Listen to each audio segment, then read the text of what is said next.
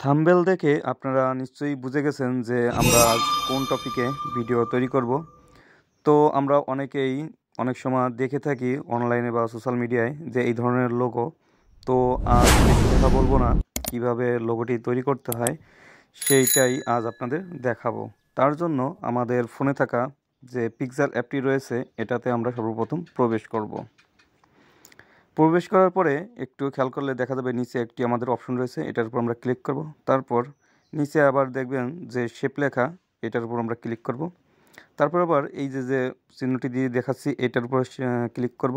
এইখান থেকে আমাদের যে ত্রিভুজটি রয়েছে, শেপটি আমাদের ত্রিভুজ আকৃতির, এই শেপটি আমরা নিয়ে নিব।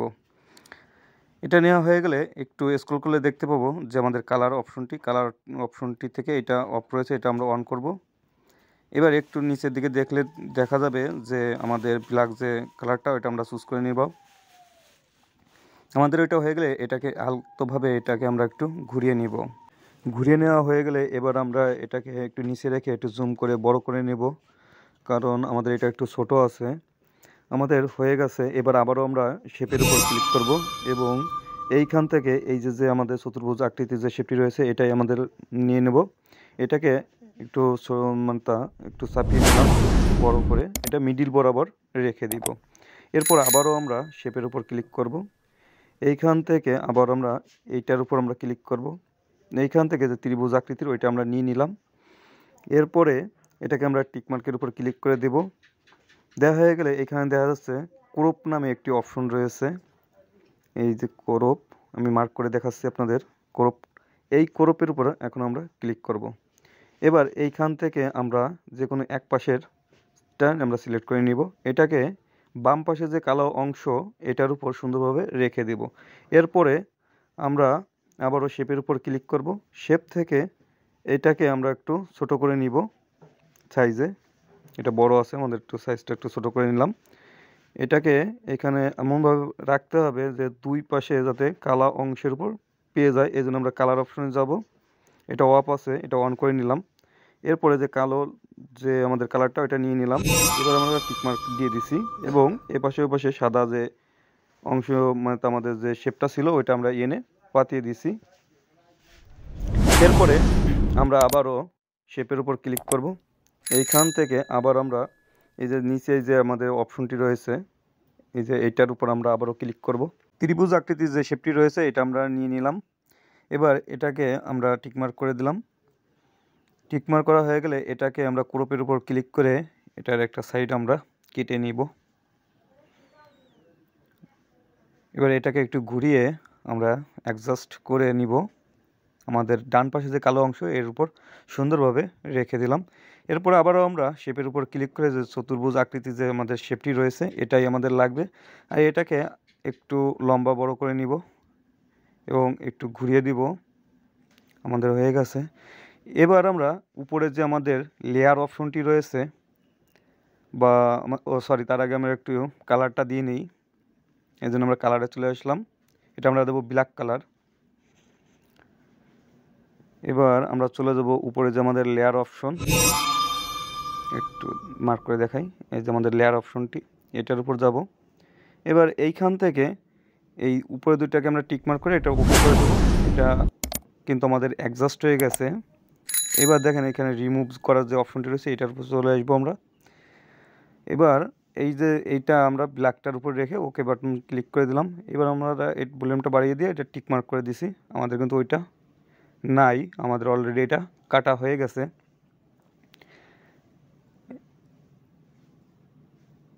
এবার আবারও আমরা শেপের উপর ক্লিক করব। এটাকে একটু আগের মতো এই সাইজটা আমরা করে নিলাম একটু চিকুন, একটা স্কেলের মতো, জাস্ট এটাকে একটা কষির মতো করে নিলাম। আবারও এরপর আমরা আবারও শেপের উপর ক্লিক করব এবং ত্রিভুজ আকৃতির যে আমাদের শেপটি রয়েছে এটা আমরা এনে নেব। আনা হয়ে গেলে এটাকে আলতোভাবে এটাকে একটু ঘুরিয়ে নিব। এবার আমরা একটু ছোট করে জাস্ট এটা ফ্ল্যাগের মতন, এটার উপর আমরা রেখে দেব। আমাদের রেখে দেওয়া হয়ে গেছে। এবার আবারও আমরা শেপের উপর ক্লিক করব এবং ত্রিভুজ আকৃতির ওটাই আবার আমরা এনে নিব। আমাদের আনা হয়ে গেছে। এটাকে ঘুরিয়ে জাস্ট এটাকে সুন্দরভাবে এখানে রেখে দিব। আমাদের রেখে দেওয়া হয়ে গেছে। এবার আমাদের যে লেয়ার অপশনটি, লেয়ার অপশনের উপরে আবারও আমরা ক্লিক করব। এবার এই সবগুলোকে আমরা আবার অ্যাডজাস্ট করে নেব, যেগুলো আছে টোটাল আমাদের যেগুলো আছে সবগুলো আমাদের টিক করা হয়ে গেছে। এবার ওকে বাটনে ক্লিক করে এবার যে আমাদের রিমুভ করার যে অপশনটি রয়েছে ইরেজ কালার, এইটার উপর আমরা এখন ক্লিক করব। এটা অফ রয়েছে, অন করে দিব। অন করে দেওয়া মাত্র আমাদের যে হোয়াইট কালারের যেগুলো আমরা শেপ নিয়েছিলাম এই পর্যন্ত সবই কিন্তু রিমুভ হয়ে গেছে। অলরেডি কিন্তু আমাদের লোগোর 100%-এর ভিতরে 99% আমাদের হয়ে গেছে। এজন্য আবার আমরা শেপে গেলাম, এটা বৃত্তাকার আমাদের যে শেপটি আমরা নিয়ে আসলাম। এবার এটাকে আমরা কপি করে নেব। কপি করা হয়ে গেলে আমরা প্রথম যেটা নিছি এটাকে আমরা একটি কালার দেবো, ব্ল্যাক কালার। তার জন্য আমরা চলে গেলাম কালারসে, এটা অফ রয়েছে, এটা অন করে এবার আমাদের যে ব্ল্যাকটা আমরা চুজ করে নিলাম। এবার আমাদের প্রথমটা যেটা আছে ওইটাকে একটু বড় করে নিব, কারণ দুইটার মাপ এক ছিল। এবার আমাদের যে হোয়াইটটা এটা হালকাভাবে একটু বড় করে নিব। এটাও কিন্তু আমাদের হয়ে গেছে। আবার আমরা লেয়ারে গেলাম, লেয়ার থেকে এই দুইটাকে আমরা অ্যাডজাস্ট করে নিলাম। করা হয়ে গেলে এবার এটাকে আমরা রিমুভ করব। তার জন্য আমরা চলে আসলাম ইরেজ কালার, এটার উপর। এটা অফ রয়েছে, এটা অন করা মাত্রই কিন্তু এটা অলরেডি কিন্তু চলে গেছে হোয়াইট অংশটুক। এটা অ্যাডজাস্ট করে নিলাম। এটা একটু সুন্দরভাবে মিডিলে রাখার চেষ্টা করবেন। এটাকে আবার আমরা কপি করব, যে রিংটা আমরা তৈরি করছি এটাকে আমরা কপি করে এর পাশাপাশি আবার আমরা রেখে দিব। রেখে দেওয়া হয়ে গেলে আমরা এগুলো লক করে দিলাম, যাতে এটা নাড়াচাড়া না করতে পারে। আঙুলে কিন্তু অনেক সময়ের মধ্যে কিন্তু নড়ে চড়ে যায়, কারণ আমি লক করে দিছি।